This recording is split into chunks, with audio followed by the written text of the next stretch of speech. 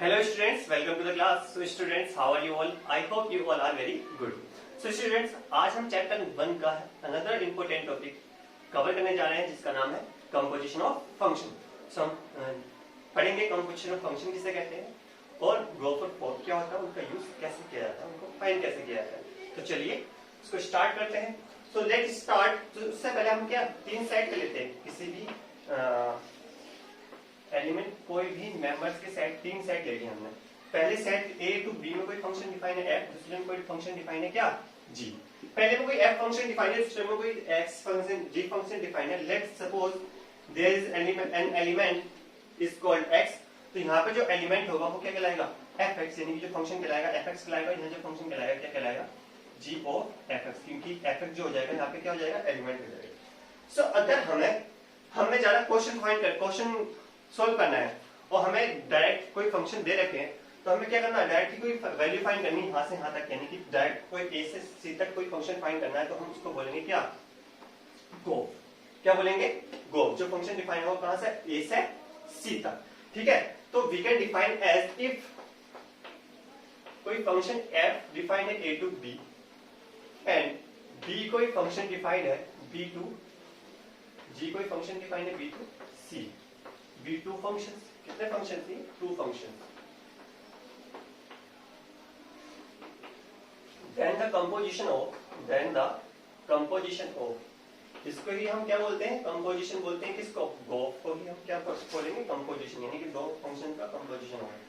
The composition of f and g is denoted by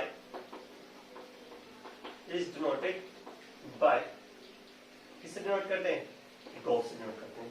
किससे denote करेंगे आप गोफ से डिफाइन कर देंगे. And it is defined as a function and is defined as a function.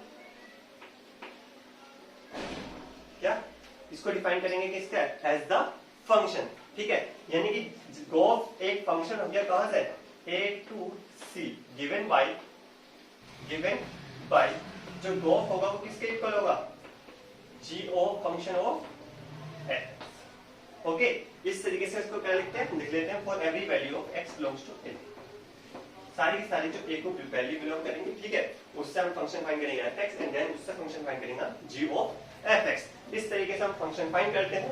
अब इसको हम एक एग्जांपल से समझते हैं अच्छे तरीके से, फिर हमें क्लियर हो जाएगा. सो एग्जांपल नंबर बुक में दे रखा है example number 15. So example number 15 solve करते हैं. उसको सॉल्व करने में हमारा गोफ फाइंड करना इजीली हो जाएगा और हमें अच्छे से समझ आ जाएगा गोफ कैसे फाइंड करते हैं. Let f is a function, there is an element of f. कोई एफ एलिमेंट में फंक्शन है, उसमें फंक्शन में एलिमेंट है, मतलब जो भी कोई सेट है उसमें एलिमेंट है 2 3 4 5 एंड 3 4 5 9. कोई फंक्शन यहां से यहां तक डिफाइंड है and g is another function 3 4 5 9 2 7 11 15 b function defined as. ये कोई फंक्शंस है डिफाइंड एज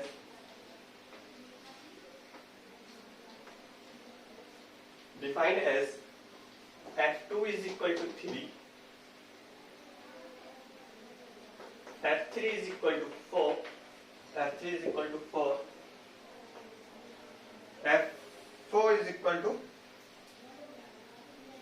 f4 और f5 is equal to defined as f4 is equal to f5 is equal to 5 and g3 is equal to g4 is equal to क्या है 7 and g5 is equal to g9 is equal to 11. हमें find करना है क्या गोफ find करना है. क्या फाइंड करना है बच्चों गोफ फाइंड करना है. सो हमें अलग अलग तरीके से गोफ फाइंड करना है. पहले गोफ फाइंड करना पहले फंक्शन के लिए 2 के लिए, फिर फाइंड करना है किसके लिए 3 के लिए एंड देन 4 एंड देन 5. अलग अलग फाइंड करने पहले गोफ फाइंड करने के लिए 2 3 4 एंड 5 के लिए गोफ फाइंड करना है. So let's find out solution. ठीक है, पहले हम फाइंड करते हैं क्या, गोफ किसका, गोफ ऑफ 2, ठीक है। तो इसका मीन्स क्या हो गया, मैंने आपको बताया था, इसका मीन्स क्या हो गया, गोफ ऑफ एक्स अगर फाइंड करेंगे, गोफ ऑफ एक्स फाइंड करेंगे यहाँ पर, तो क्या होगा, जी ऑफ एफ ऑफ एक्स, यानी कि इसको लिख सकते हैं जी ऑफ एफ ऑफ 2, ठीक है। अब देखो f2 की वैल्यू रख दो यहाँ पर, क्या रख दो, f2 की वैल्यू। अब अगर f2 की वैल्यू देखोगे गिवन इक्वेशंस में, तो f2 कहाँ पे दे रखा है, f2 फंक्शन डिफाइन है, क्या आ रही है इसकी वैल्यू 3, यानी कि g3 हो गई। और g3 की वैल्यू फाइंड करो, g3 की वैल्यू क्या दे रखी है 7, g3 की वैल्यू क्या दे रखी है 7, यानी कि गोफ ऑफ f2, यानी कि गोफ 2 की वैल्यू क्या आई हमारी 7, यानी कि गोफ 2 की वैल्यू आई हमारी 7। लेट्स फाइंड आउट गोफ 3 की वैल्यू फाइंड करते हैं हम। गोफ 3 यानी कि g of f of 3, let's find out, तो g ऑफ f ऑफ 3 की वैल्यू, f3 की वैल्यू क्या आ गई, f3 की वैल्यू वहां से देखो क्या है बच्चों 4, तो g4 की वैल्यू, अब g4 की वैल्यू भी क्या है 7 है, यानी कि g4 की वैल्यू आ गई 7, यानी कि गोफ ऑफ 3 इज इक्वल टू 7। इसी तरीके से बच्चों हम फाइंड करेंगे क्या, ये इजीली फाइंड होती जा रही नहीं होती जा रही है, हमें कुछ नहीं करना है, हमें फंक्शन को डिफाइन करते चलना। अब देखो गोफ ऑफ 4 फाइंड करना, यानी कि क्या फाइंड करना, गोफ ऑफ 4, यानी कि we can write that g of f4, ठीक है। अब बच्चों में तुम्हें दूसरा तरीका बताता हूं इसको सॉल्व करने का, कैसे सॉल्व कर सकते हैं, ठीक है। अब देखो g of f4, g of f4 देखो कैसे, g ऑफ f4 की वैल्यू क्या दे रखी है हमें, इसको पहले ऐसे सॉल्व करेंगे, नेक्स्ट क्वेश्चन हम सॉल्व करेंगे दूसरे मेथड से, ठीक है। क्या दे रखी है वैल्यू 5 दे रखी है, एंड g5 की वैल्यू दे रखी है हमारी क्या, g5 इज इक्वल टू 11, यानी कि g ऑफ f4 की वैल्यू हमारे पास 11 आ गई। एंड लास्ट अगर हम फाइंड करें g ऑफ f ऑफ 5 की वैल्यू, तो इसको हम लिख सकते हैं g of f5, and if it is g of f5 then f5 is equal to 5, f5 की वैल्यू कितनी है 5, एंड g5 की वैल्यू हम फाइंड करेंगे क्या, f4 की वैल्यू 5 थी एंड g5 की वैल्यू भी 5 आ गई, यानी कि we can say that it becomes 11, यानी कि g ऑफ f5 भी किसके इक्वल आ गया 11 के। तो हमने सारी वैल्यूज फाइंड कर ली, इस तरीके से हम क्वेश्चंस को सॉल्व करते हैं। फाइंड गोफ एंड 4, ठीक है। इफ फंक्शन दे रखा है real number two real number f and g is another function real number to real number are given by fx given like cos x, fx किसके equal दे रखा है cos x के equal दे रखा है, and gx जो दे रखा है वो हमें दे रखा है इसके 3x स्क्वायर के इक्वल दे रखा है, ओके बच्चे। And now we have to show that both are does not equal, यानी कि वो दोनों एक दूसरे के क्या नहीं इक्वल नहीं है, डज नॉट इक्वल टू 4, यानी कि गोफ के इक्वल नहीं, 4 गोफ के इक्वल नहीं, ठीक है। सो नाउ लेट्स फाइंड, पहले हम गोफ फाइंड करते हैं। सो सॉल्यूशन गिवन हमें कोई फंक्शन दिखाने लगा, हम डायरेक्ट फाइंड कर लेते हैं, क्या फाइंड करना है हम गोफ फाइंड करते हैं। तो गोफ फाइंड करेंगे हम किसका, गोफ ऑफ x, तो हम इसको लिख सकते हैं g ऑफ fx लिख सकते हैं, या फिर क्या लिख सकते हैं इसको g of f of x लिख सकते हैं, ठीक है। अब g fx की वैल्यू देखो, fx की वैल्यू कितनी दे रखी है cos x दे रखी है, क्या दे रखी है बच्चों में cos x दे रखी है, ठीक है। अब g ऑफ cos x हो गया ये, अब gx की वैल्यू दे रखी है 3x स्क्वायर, क्या दे रखी है 3x स्क्वायर, तो जहां भी x है वहां पे cos x रख दिया, यानी कि 3x की जगह क्या रख दिया cos x square, means 3 cos square x हो जाएगा, गॉट इट, हो गया cos x square, cos square x 3। अब ये आ गई हमारी गोफ की वैल्यू। अब लेट्स फाइंड आउट नाउ 4, क्या फाइंड करना है 4 फाइंड करना है, यानी कि f of g of x, gx find करेंगे। अब gx की वैल्यू अगर हम फाइंड करें gx की वैल्यू, तो gx इज इक्वल टू क्या लिख दिया हमने 3x स्क्वायर, क्या लिख दिया हमने 3x स्क्वायर, यानी कि x की जगह 3x स्क्वायर है।